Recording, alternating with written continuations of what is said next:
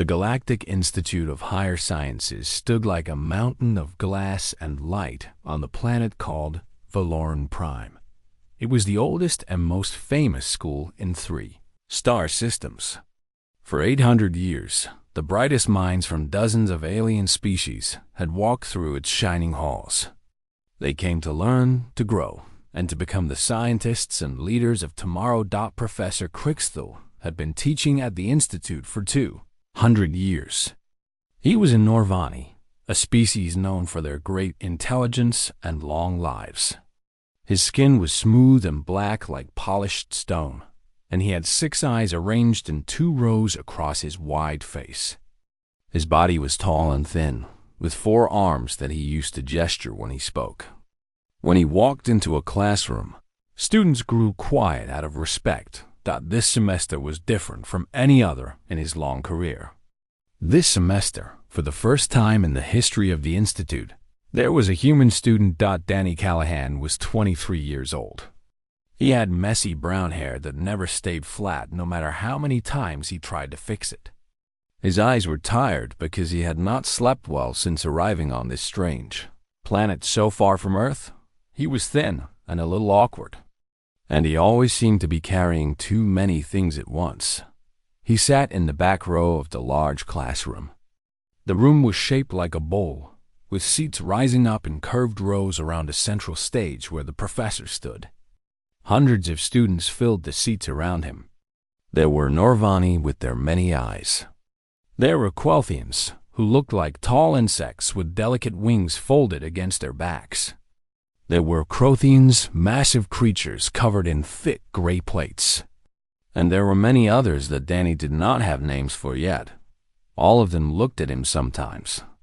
He could feel their eyes on him, curious and a little confused. He knew what they were thinking. The humans were new to the galaxy. It had only been 50 years since Earth made first contact with alien life. In galactic terms, that was nothing. Humans were babies compared to species that had been traveling between stars for thousands of years. Most aliens thought of humans as primitive but friendly. They lived on a messy planet full of wars and pollution. Their technology was far behind galactic standards. Their bodies were fragile, and their lives were terribly short. A Norvani could live for 500 years. A human was lucky to see 100. Why bother teaching someone who would be dead before they could use what they learned? But Danny was here anyway. He had fought hard to get this spot. He had studied for years, passed dozens of tests, and convinced a committee of alien scholars that he deserved a chance. Now he sat in this beautiful classroom on a planet light years from home, trying not to feel completely out of place. Professor Crixthal activated the display at the front of the room. The air above the stage filled with light, and complex shapes appeared. They were mathematical structures, spinning slowly in 3 dimensions. Numbers and symbols floated around them like tiny stars. "Welcome to advanced computational theory," the professor said. His real voice was made of clicks and whistles and sounds that human ears could not fully understand. But a small device around his neck translated everything into a language that all the students could hear. "This semester, we will study resource optimization matrices. This is the mathematics that keeps our civilization running." Danny leaned forward in his seat, trying to understand. Resource optimization. That meant figuring out how to share limited things like food, water, and energy between many people or places. On Earth, this was a constant problem. There were 8 billion humans fighting over resources that seemed to get smaller every year. These techniques are used for interstellar logistics, Professor Crixthal continued. They help us move goods between planets and star systems. They are used for colony sustainability, making sure new settlements have everything they need to survive. They are used for fleet management, keeping thousands of ships organized and supplied. He moved one of his 4 hands, and the display changed. New shapes appeared, more complex than before. The mathematics is elegant but demanding. Many of you will struggle. This is expected. The concepts we cover took our greatest minds centuries to develop. A Quelthian student near Danny raised one of her thin arms. Her wings fluttered nervously. "Professor, how will we be graded?" "There will be 3 major assignments throughout the semester, plus a final examination. The first assignment will come in 3 weeks. I suggest you use the time between now and then to review the basic principles. You will need them." Danny wrote all of this down on his tablet. The tablet was a simple device from Earth, nothing special by galactic standards. Several students had looked at it with amusement when he first pulled it out. Their own devices could project holographic displays and connect directly to their thoughts. His was just a flat screen that he had to touch with his fingers, but it worked. And sometimes, Danny thought, simple was good enough. After class, he walked through the Institute's wide hallways alone. The walls were made of some material that looked like crystal, but felt warm to the touch. Soft light came from everywhere and nowhere, making everything glow gently. Through the tall windows, he could see the alien sky, purple and orange as 2 suns began to set. Other students walked past him in groups, talking and laughing in languages his translator could not always catch. Some of them glanced at him with curiosity. 1 or 2 nodded politely, but no one stopped to talk. Danny found a quiet corner near a window and sat down on a bench. He looked out at the strange sky and the strange world and felt very far from home. His mother had cried when he left Earth. His father had shaken his hand and told him to make humanity proud. His little sister Megan had punched him on the arm and told him not to embarrass himself in front of the aliens. He smiled at the memory. Megan was smarter than him, always had been. She was back on Earth right now, probably solving problems that nobody else could solve. If anyone should be representing humanity out here, it was her. But Megan had not wanted to leave Earth. She said there was too much work to do at home, too many broken systems that needed fixing. So Danny had come instead, carrying the hopes of his whole species on his tired shoulders. He pulled out his tablet and started reviewing the material for Professor Crickstill's class. The concepts were strange and difficult. The mathematical notation was different from what he had learned on Earth. It would take him hours to translate everything into terms he could understand, but Danny had always been good at one thing. He never gave up. No matter how hard something seemed, he would keep working at it until he figured it out. That was how humans had survived on their difficult little planet for so long. They were too stubborn to quit. He looked up at the alien sky one more time, took a deep breath, and got back to work. 3 weeks passed on Valoran Prime. Danny slowly learned the rhythm of life at the Institute. He woke early each morning in his small room, a simple space with a bed that was slightly too short for his human body. He ate breakfast in the dining hall, where strange alien foods were laid out in long rows. Most of them tasted odd to him, but he found a few that his stomach could handle. He attended classes. He studied late into the night. He walked the shining halls alone, because he had not made any real friends yet. The other students were polite to him, but there was always a distance between them. He was human. He was different. He was temporary, but Danny did not let this bother him too much. He was here to learn, and that was what he did. Professor Crickstill's class met 3 times each week. The material was difficult, but Danny was starting to understand it. The mathematical notation still confused him sometimes, but he had created his own system for translating it into human terms. Late at night, he would rewrite all his notes, turning alien symbols into something his brain could work with. On the first day of the 4th week, Professor Crickstill walked into the classroom with a different energy. His 6 eyes seemed brighter than usual. His movements were quick and excited. The students noticed immediately and grew quiet. "Today," the professor announced, "I will give you your first major assignment."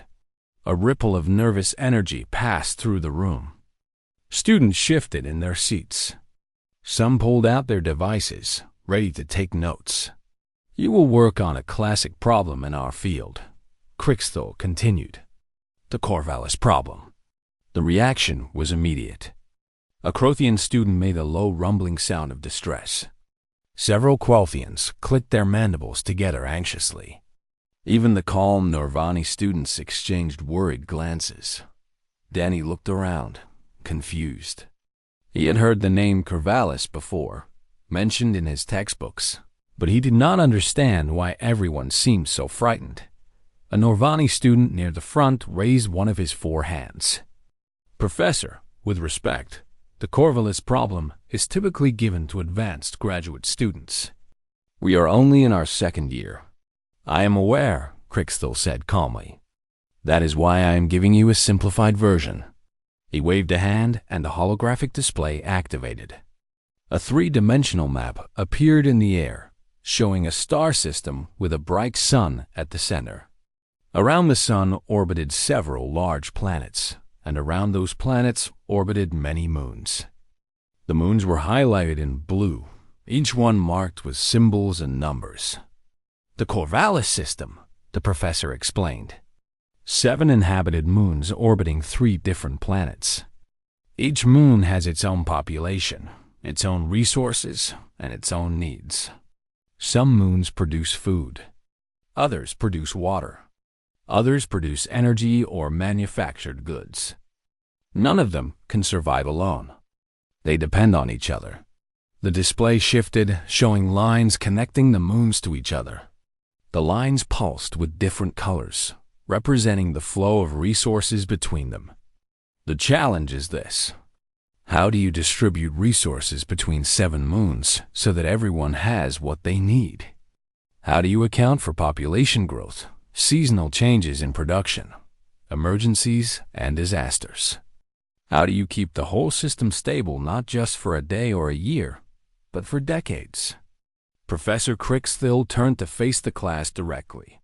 "For your assignment, you will receive a simplified dataset. 7 moons, 47 different resource categories, 112 constraint variables. Your task is to create a distribution matrix that keeps the system stable for at least 50 standard cycles." He paused to let this sink in. "You have 1 week." The classroom erupted into worried conversation. Students turned to each other, discussing the challenge ahead. The Quelthian sitting next to Danny made a high-pitched sound of distress. "1 week?" she said. Her name was Veli, and she was one of the few students who had spoken more than a few words to Danny. "The preliminary calculations alone will take 3 days. The optimization passes will take another 2. That leaves almost no time for checking our work." Danny nodded slowly, thinking. He raised his hand, Professor Crixthal's secondary eyes focused on him, while his primary eyes continued scanning the room. "Yes, Human Callahan? I have a question about the assignment," Danny said. "We are solving for a stable equilibrium state, correct? A single solution that works?" "That is correct. We do not need to map every possible pathway or explore every option. No, a single viable solution is acceptable, and we can use any methodology we want." "Any approach to solving the problem?" Professor Crixthal tilted his head slightly. "Any methodology you can justify academically, yes. The mathematics must be sound, but the approach is yours to choose." Danny nodded again. "Okay, thank you." Veli looked at him with her large compound eyes. "What are you thinking, Human Danny?" "I am not sure yet," Danny said honestly. "I need to look at the dataset first." After class, the students gathered in small groups to discuss strategy. Some of them planned to work together. Others preferred to work alone. Almost all of them immediately headed to the Institute's computational center, where powerful machines could help them crunch the enormous numbers involved. Danny stayed behind in the empty classroom. He sat in his usual seat in the back row, his simple tablet resting on the desk in front of him. The dataset had been sent to all students the moment class ended. It was downloading to his device now. He opened the file and started reading through it. Numbers and variables filled his screen. Resource types and constraint categories. Population figures and production rates. Transportation costs and time delays. It was a lot of information. But as Danny looked at it, patterns started to form in his mind. He saw connections that the data did not explicitly show. He saw relationships between variables that seemed to fit together like puzzle pieces. On Earth, humans dealt with problems like this every day. Cities with millions of people needed food and water and electricity. Hospitals needed medicine and staff and equipment. Factories needed raw materials and workers and distribution networks. Everything was connected to everything else. Danny had grown up watching these systems work and fail and work again. He had studied them in school. He had built small models of them in his spare time, just for fun. The math was different here. The scale was larger, but the basic principles were the same. He pulled up a blank document on his tablet and started writing code. Not fancy code, just simple instructions that would help organize the data. He had done this 1,000 times before, building quick little programs to solve everyday problems. As he worked, he did not notice Professor Crickstill watching him from the doorway. The old Norvani scholar stood in silence. All 6 eyes focused on the young human, who had not rushed off to the computational center like everyone else. There was something strange about this one, Crickstill thought. Something different. He would wait and see what happened. The classroom was almost empty now. Most students had left to begin their week of hard work on the Corvallis problem. The sound of their voices faded down the hallway, leaving only silence behind. Danny sat alone in the back row, his fingers moving across his tablet screen. He was not in a hurry. He was thinking. The dataset floated in his mind like a cloud of connected points. 7 moons, each one a node in a larger network. Resources flowing between them like water through pipes. Constraints acting like valves, controlling what could go where and when. He had seen networks like this before. Every city on Earth was a network. Every supply chain, every power grid, every transportation system. Humans had been building and managing these networks for centuries, getting better at it with every generation because they had no choice. Their planet was crowded and their resources were limited. Efficiency was not a luxury. It was survival. Professor Crickstill was gathering his materials at the front of the room. He moved slowly, taking his time, occasionally glancing back at the human student who had not left. Finally, his curiosity won out over his schedule. "Human Callahan," he said, walking up the stairs between the rows of seats. "My office hours are tomorrow. If you have questions about the assignment, you may visit me then." "Thank you, Professor," Danny said without looking up. "I do not have questions. I am just working on it now." Crickstill stopped a few rows below Danny's seat. "Working on it now?" "The assignment was given 10 minutes ago." "Yes." Danny's fingers kept moving. "I like to start early." The professor climbed the remaining steps and stood beside the human's desk. He looked down at the primitive tablet with its flat screen and physical touch interface. On the screen, lines of code were forming rapidly. "What are you doing?" Crickstill asked.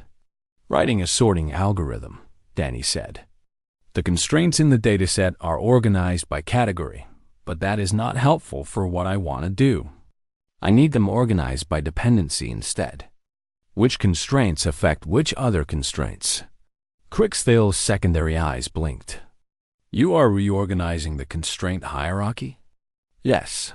Once I see how they connect to each other, the problem becomes simpler." "Simpler." The professor's voice was flat. "The Corvallis problem becomes simpler." Danny finally looked up. There was no arrogance in his eyes, only focus. "I think so, but I could be wrong. Let me finish this, and we will see. Crickstill stood in silence, watching. His 6 eyes tracked every movement of Danny's fingers, every line of code that appeared on the screen. The human worked quickly but calmly, like someone following a familiar path through a forest. 2 minutes passed. The sorting algorithm finished running, and the dataset reorganized itself on the screen. Now the constraints were displayed as a web of connections, each one linked to the others that it affected. Danny studied this web for a moment, nodding slowly to himself. Then he opened a new document and started writing more code. What now? Crickstill asked. Now I collapse the redundancies, Danny said. A lot of these constraints look separate, but they are actually the same thing measured in different ways. Moon 3 needs water. Moon 1 produces water. Moon 5 needs the energy to pump the water. The energy comes from Moon 2. These are not 4 separate problems. They are one problem with 4 parts. You are simplifying the constraint space. Yes, if I can reduce 112 constraints down to maybe 30 or 40 core relationships, then optimization becomes much easier. Crickstill watched in silence as Danny worked. The code grew longer, then suddenly shorter as the human deleted unnecessary lines. The constraint web on the screen began to shrink, its many threads combining into thicker cables. Another minute passed. Danny ran his program, and the dataset transformed again. Where there had been 112 constraints, there were now 41.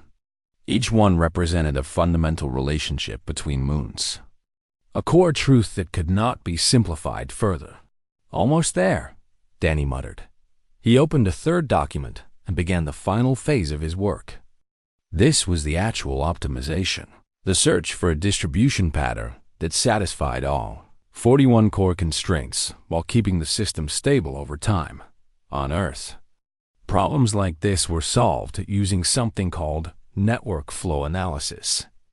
The idea was simple.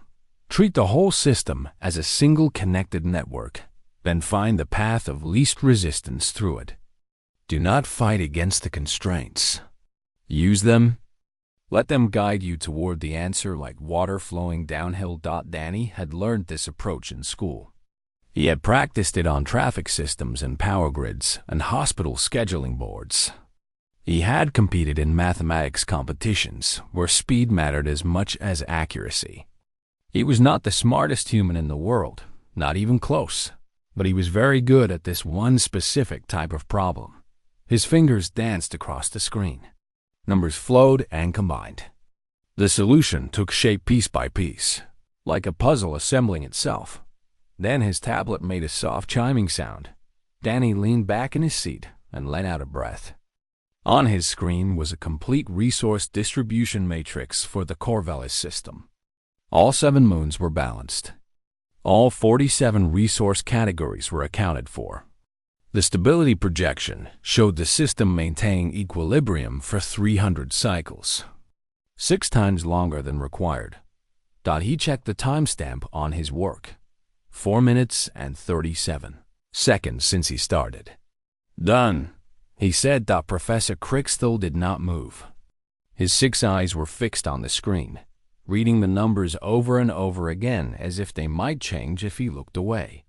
Human Callahan, he said finally.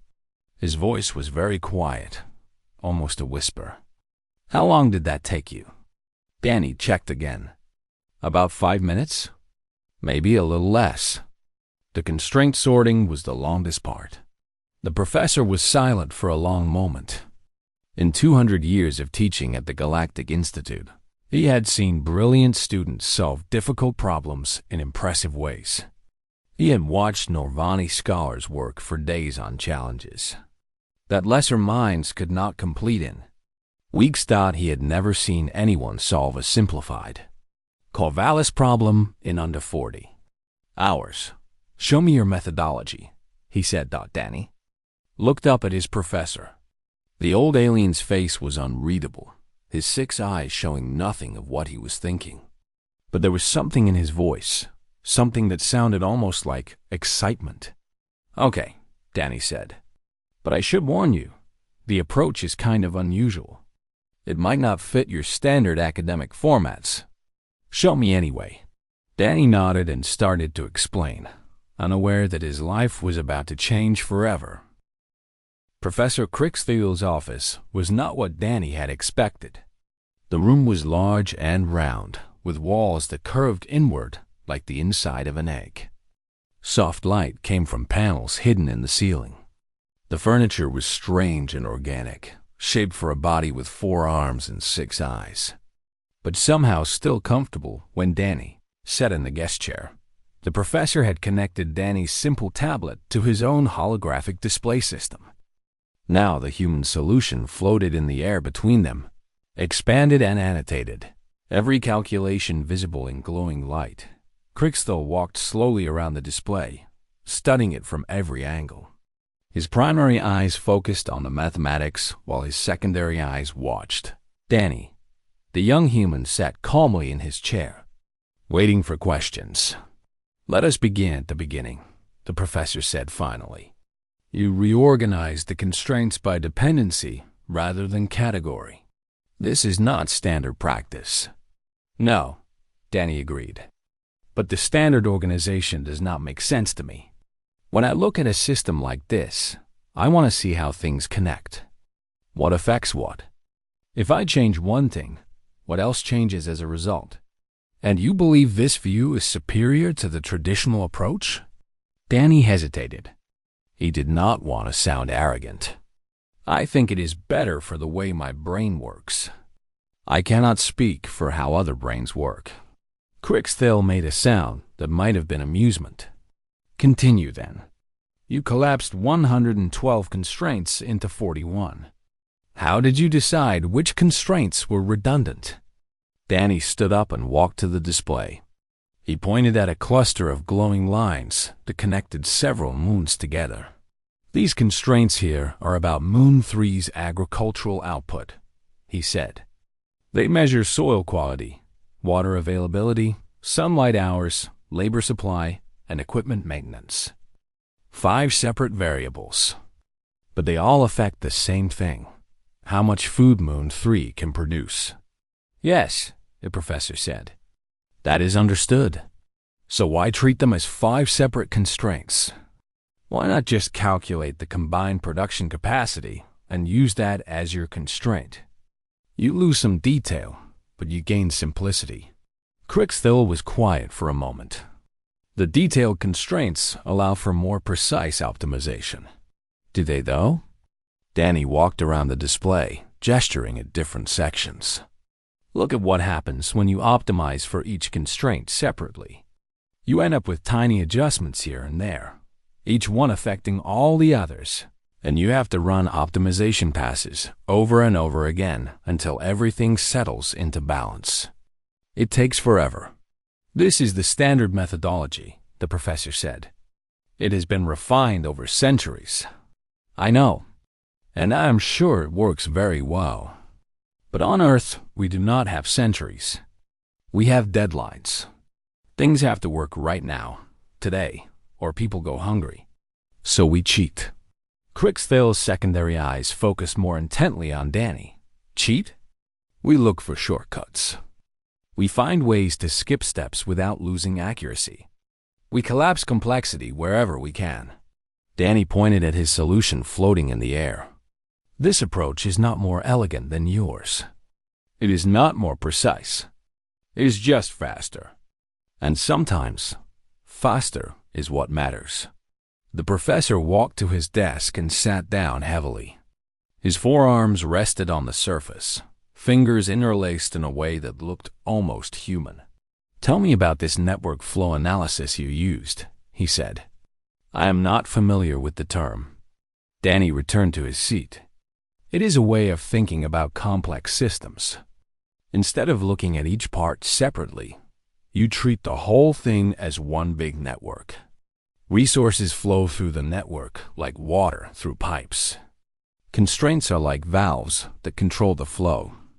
Your job is not to optimize each valve individually. Your job is to find the path of least resistance through the entire system. The path of least resistance, Crickstill repeated slowly. Yes, you do not fight against the constraints. You let them guide you. You find the solution that the system naturally wants to reach, and then you help it get there. The professor was silent for a long time. Danny waited, uncertain if he had explained things well or made everything more confusing. Finally, Crickstill spoke. Human Callahan, how did your species develop this methodology? Danny shrugged. We had to. Our planet is small and crowded. We have 8 billion people competing for resources that are always running out. We have been solving problems like this for a long time, getting better at it because we had no choice. If our systems fail, people die. Your species developed these techniques under pressure. Under constant pressure. Every generation faces new challenges. Every year, we have to do more with less. Danny smiled slightly. We are very good at optimization because we have to be. It is the only way we survive. Crickstill leaned back in his chair and stared at the ceiling. His 6 eyes moved independently, each one seeming to look at something different. The Corvallis problem has been a benchmark test in computational theory for 300 cycles, he said. The fastest recorded solution took 16 standard days. That solution was produced by a team of 12 Norvani scholars using the most powerful computing systems available at the time. They were celebrated as geniuses. Danny felt suddenly uncomfortable. Professor, I did not mean to disrespect anyone's work. I am sure those scholars were brilliant. I just used a different approach. A different approach that solved the problem in 5 minutes. Crickstill lowered his gaze back to Danny. Human Callahan, I want to give you another challenge. The full Corvallis dataset, not the simplified version I gave to the class. The complete original problem. Danny blinked. The real one? 23 inhabited moons. 147 resource categories. Over 600 constraint variables. The professor's voice was calm, but there was an intensity behind it. This is a problem that has occupied scholars for generations. Some have spent their entire careers on it without finding a complete solution. Danny thought about this for a moment. The problem was much larger than the simplified version. More moons, more resources, more constraints. But the underlying structure would be the same. Networks within networks, all connected, all flowing together. How long do I have? He asked. Take as long as you need. Danny nodded slowly. A strange excitement was building in his chest. The same feeling he got back on Earth when facing a difficult challenge. The same feeling that had pushed humans to climb mountains, cross oceans, and reach for the stars. Can I start now? He asked. Professor Crickstill smiled. It was an odd expression on his alien face, but unmistakably a smile. Yes, he said. You can start now. Danny pulled his tablet out of his bag and got to work. The professor watched in silence as the young human's fingers began to dance across the screen. Already sorting and organizing and simplifying. 3 hours later, Danny would apologize for taking so long. He had needed to stop for lunch. The complete Corvallis problem would be solved by the time he finished his meal. 2 days after Danny solved the complete Corvallis problem, Professor Crickstill stood before the academic council of Valoran Prime. The council chamber was the most impressive room in the entire institute. A vast circular hall with walls that reached up toward a domed ceiling painted with the stars of 1,000 worlds. 12 council members sat in a curved row behind a long table. They represented the most respected minds in galactic academia. Norvani scholars, Quothian philosophers, Quothian engineers. Each one had dedicated their life to the pursuit of knowledge, and each one was staring at the holographic display that floated in the center of the room, showing a solution to a problem they had believed unsolvable. The human completed it in 3 hours, Crickstill reported. His voice was calm, but his 6 eyes moved nervously. He knew how strange this all sounded. He apologized for taking so long. Apparently, he needed to stop for lunch. Counselor Vethan was a crystalline being, her body made of thousands of tiny clear stones that shifted and sparkled when she moved. She leaned forward, and her form flickered with agitation. "How is this possible?" she asked. "The humans have been spacefaring for barely a century. Their mathematical traditions are practically infant compared to ours. We have been refining these techniques for thousands of years." "That may be precisely the point," Crixthal said. He stepped forward, his forearms gesturing at the display. "We have spent centuries building upon the work of those who came before us. Each generation added new complexity, new precision, new elegance. We created mathematical frameworks of extraordinary sophistication." He paused, choosing his next words carefully. But the humans had none of this. They developed in isolation, on a single world with limited resources and a population that exceeded sustainable levels long ago. They had no galactic databases to reference, no established methodologies to follow. They had to invent their own solutions from nothing. "And you believe their solutions are superior to ours?" asked Counselor Dreth, a massive Crothian whose voice rumbled like distant thunder. "Not superior, different." Crixthal walked around the display, pointing at different sections of Danny's work. "Look at what the human did. He took a problem with over 600 variables and collapsed it into fewer than 100. He ignored details that we would consider essential. He simplified structures that we would never dare to touch." "That sounds like crude approximation," Bethan said. "Sacrificing accuracy for speed." "That is what I thought at first. But his solution is not approximate. It is exact. It maintains full stability for over 500 cycles, far beyond our requirements." Crixthal turned to face the council directly. The human found a way to remove complexity without losing precision. He found shortcuts that we did not know existed. The council chamber was silent.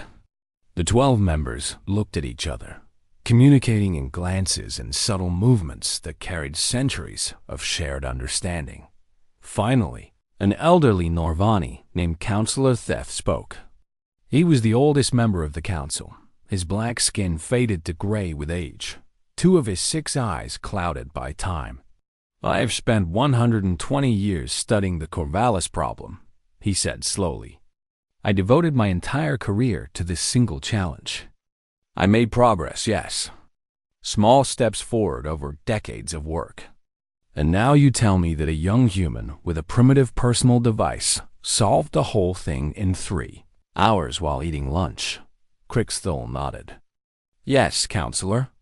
Theth was quiet for a long moment. Then, unexpectedly, he laughed. It was a strange sound, clicks and whistles that the translator rendered as warm amusement. "Remarkable," he said. "Absolutely remarkable. The universe still has surprises for an old scholar." "What are you proposing, Professor Crixthal?" asked Counselor Vethan. "Why bring this to the full council?" Crixthal straightened to his full height. This was the moment he had been preparing for. "I am proposing that we change how we think about humans," he said. "For 50 years, we have treated them as primitive newcomers, barely worth our attention. We have pitied them for their short lives and limited technology. We have accepted a few of them into our institutions as curiosities, not as serious scholars." He paused, letting his words sink in. "I believe this is a mistake. The humans did not develop in spite of their limitations. They developed because of them. Their short lives made them impatient, so they found faster ways to work. Their limited resources made them desperate, so they invented methods we never needed to invent. Their isolation forced them to think differently, and now that different thinking might have something to teach us." "You want us to learn from the humans?" Dreth asked, his voice heavy with doubt. "I want us to pay attention to them, study their methods, understand how they approach problems, Not because they are smarter than us, but because they are different from us. And sometimes, different is exactly what you need. The council debated for a long time after Crixthil finished speaking. Arguments were made on both sides. Traditions were invoked. Pride was defended. But in the end, the vote was unanimous. The Galactic Institute of Higher Sciences would establish a new program, the Human Methods Initiative.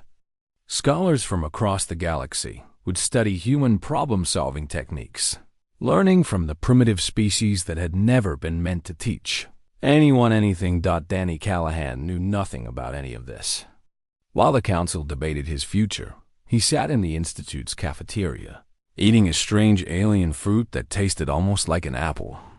His tablet rested on the table in front of him, displaying a new problem that Veli had shown him earlier. "You really think you can help?" Veli asked. She sat across from him, her delicate wings folded against her back. "I have been working on this for a month." "I do not know yet," Danny admitted. "Let me look at it." He studied the problem carefully. It was different from the Corvallis work, involving transportation routes rather than resource distribution. But the underlying structure was similar: networks, connections, constraints. "Okay," he said after a few minutes. "I think I see something. What if we flip the constraint hierarchy? Instead of treating the limiting factors as obstacles, we treat them as goals." Veli tilted her head in confusion. "I do not understand." "Here, let me show you." Danny started explaining, his hands moving as he talked, drawing invisible diagrams in the air. Across the table, Veli watched him with something between awe and mild terror. This strange human with his simple tablet and his tired eyes was about to solve in minutes what she could not solve in a month.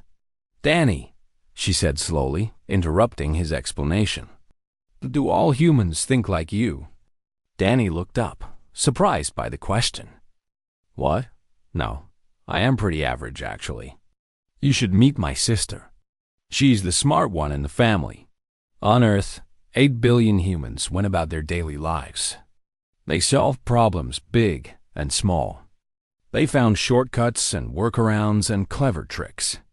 They optimized their traffic systems and power grids and supply chains, always looking for ways to do more with less. In a small apartment in a busy city, a young woman named Megan Callahan sat at her desk, surrounded by screens displaying a transit system that 3 engineering firms had declared impossible to improve. She was about to prove them all wrong. She had no idea the rest of the universe was watching, and neither did Danny. As he finished explaining his approach to Veli and went back to eating his almost apple, he was just doing what humans had always done, facing impossible problems and finding ways through them anyway, not because they were special, just because they had never learned how to quit. The universe was full of ancient species with vast intelligence and powerful technology. But sometimes what you needed was not power or wisdom. Sometimes what you needed was a stubborn young human with a simple tablet and a fun habit of finding shortcuts. Humanity had finally arrived among the stars, and the stars would never be quite the same again.